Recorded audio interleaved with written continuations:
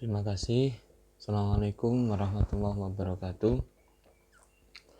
Kembali lagi di pembelajaran ekonomi secara daring. Ini pertemuan yang ketiga. Semoga apa yang saya sampaikan bermanfaat, walaupun secara keilmuan belum maksimal karena kita tak bisa bertemu.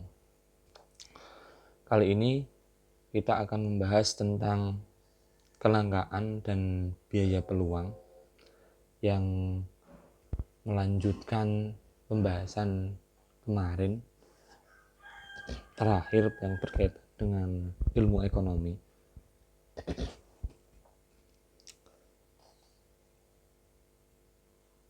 Sebelum masuk ke pembelajaran, kita akan membahas tentang kebutuhan. Mungkin anak-anak bisa membayangkan begitu banyak kebutuhan yang diharapkan, yang memang dibutuhkan, atau yang nanti menjadi cita-cita. Mungkin sebagian impian kita sudah kita rencanakan di sekarang. Bahkan banyak yang kita harapkan yang nanti menjadi kebutuhan di masa yang akan datang. Mungkin kalau sekarang sekolah itu menjadi salah satu kebutuhan, besok juga akan menjadi salah satu alat yang dipakai untuk memenuhi kebutuhan.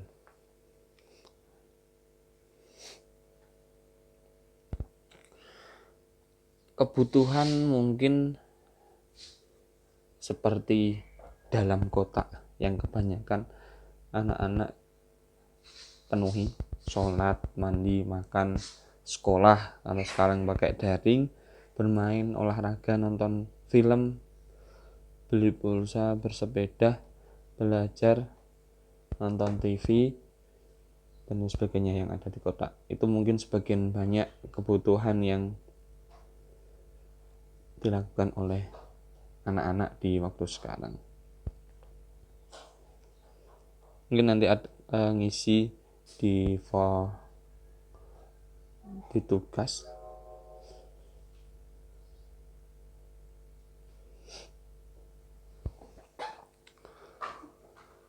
Kemungkinan besar tidak semua kebutuhanmu masuk ke dalam kotak yang di atas tadi. Kemungkinan pula kebutuhanmu dan teman sebangkumu berbeda. Kemungkinan ada yang berbeda, namun tidak jarang pula yang sama. Tidak masalah, karena yang penting kamu baru saja membuktikan bahwa manusia memiliki berbagai macam kebutuhan.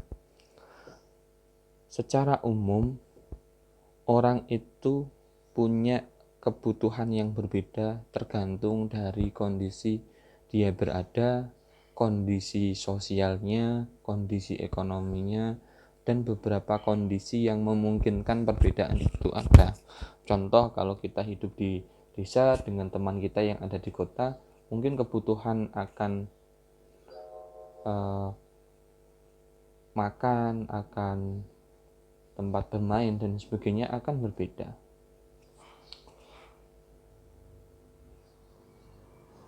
Pertanyaannya, mengapa kebutuhan dan keinginan manusia selalu bertambah?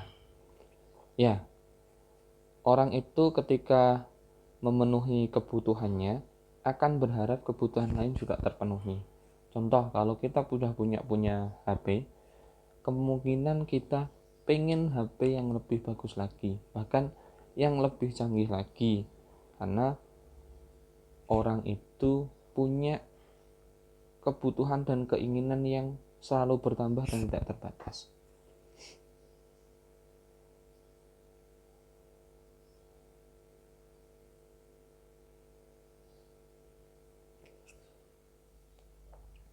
Ada kebutuhan yang akan selalu muncul secara berulang, seperti makanan, bahan bakar. Kalau sekarang ada kuota, itu yang selalu muncul berulang karena menjadi kebutuhan yang sangat dasar yang harus dipenuhi manusia. Yang kedua, kecenderungan manusia untuk ingin hal yang lain. Jelas, kita itu secara prinsip ekonominya pengen sejahtera. Dengan sejahtera itu ada kebutuhan yang selalu bertambah dan selalu ingin lebih baik. Kalau kita kondisinya sekarang menjadi orang yang terbatas dari segi apapun misalnya, kita berkeinginan untuk nanti bebas finansial misalnya. Ada usaha yang jalan sehingga kita bisa memetik hasilnya tanpa harus bekerja. Yang ketiga, dengan semakin bertambahnya populasi, maka permintaan akan kebutuhan dan keinginan juga bertambah. Mungkin kita membayangkan di waktu 100 tahun yang lalu, rumah kita di sekelilingnya masih banyak pepohonan, masih banyak tempat kosong.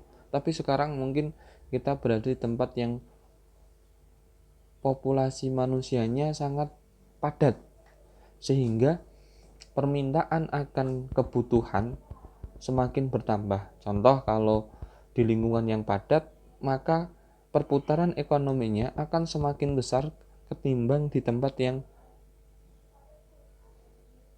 lebih jarang penduduknya. Kalau sekarang itu zamannya online, kita sering nonton TV, maka iklan itu menjadi salah satu alat untuk menarik keinginan manusia untuk membeli. Walaupun itu belum penting bagi kita misalnya.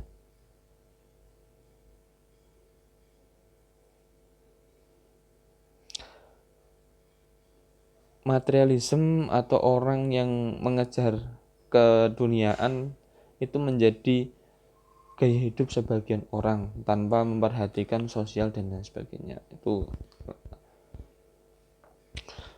oke. Tadi materinya berkaitan dengan biaya, peluang, kebutuhan dan keinginan manusia. Tadi sudah saya jelaskan bahwa orang itu punya kebutuhan yang berbeda-beda tergantung kondisinya, juga punya keinginan yang berbeda-beda tergantung dari segi sosial, pendidikan, keuangan dan lain sebagainya. Sekarang ke biaya peluang. Peluang secara umum diartikan sebagai bentuk kesempatan. Istilah peluang muncul dari berbagai bidang ilmu, salah satunya adalah ekonomi dan matematika. Karena kita membahas matematika, membahas ekonomi, maka saya akan menjelaskan peluang dari segi ekonomi.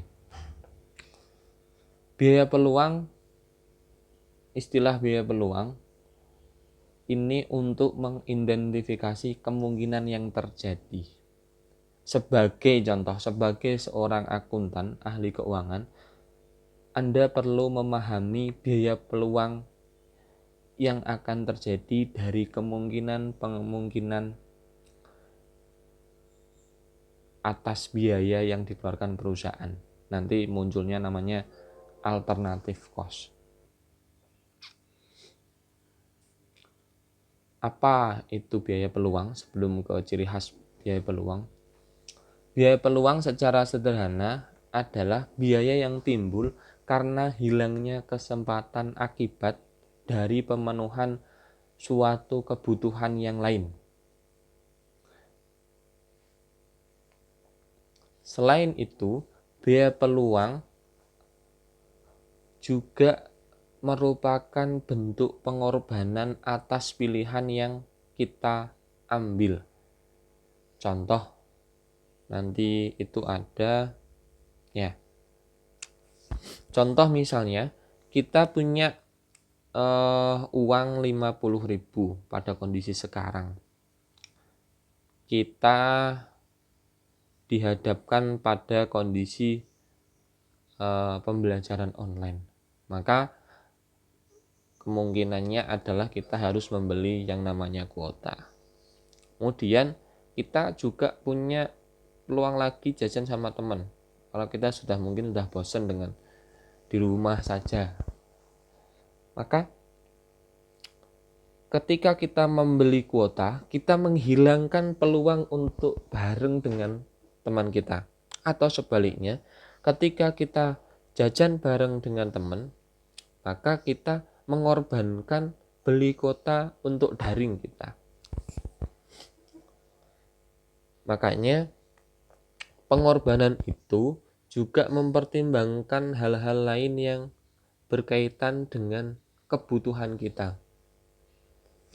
Maka saya ambil contoh, kita mengambil beli kuota. Pertimbangannya karena kita membutuhkan untuk daring. Yang kedua, karena memang kalau kita ngumpul sama teman berpeluang untuk terjadinya penularan COVID-19 misalnya. Maka kita mengorbankan sementara jajan sama teman untuk mementingkan hal yang lebih baik. Itu mungkin sederhananya seperti itu.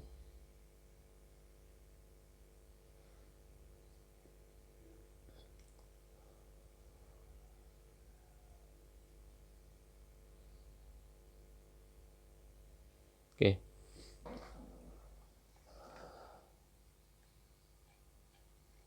Ciri-ciri biaya peluang acara tadi, ciri khas biaya peluang adalah perhitungan biaya peluang tidak selalu berhubungan dengan uang. Itu tadi contohnya uang. Tapi juga bisa berupa waktu, kesenangan, keuntungan di masa depan. Contoh kalau tadi kita mengabaikan uangnya, maka kita pertimbangannya adalah masa depan kita. Kalau kita tidak bisa daring, nanti juga berkaitan dengan pembelajaran yang ketinggalan. Memiliki banyak kemungkinan penggunaan. Itu contohnya hanya 2 tadi, tapi akan banyak pertimbangan-pertimbangan atau penggunaan sesuai dengan peluang masing-masing orang. Orang itu punya pilihan atas peluang, beberapa peluang yang di hadapannya itu muncul secara tiba-tiba misalnya. Pengambilan keputusan biaya peluang tergantung pada tujuan dan situasi individu. Ya, jelas. Kalau peluang itu secara individu akan berbeda perlakuannya. Contoh kalau kasus tadi, contoh itu terjadi ketika kita masih punya pulsa.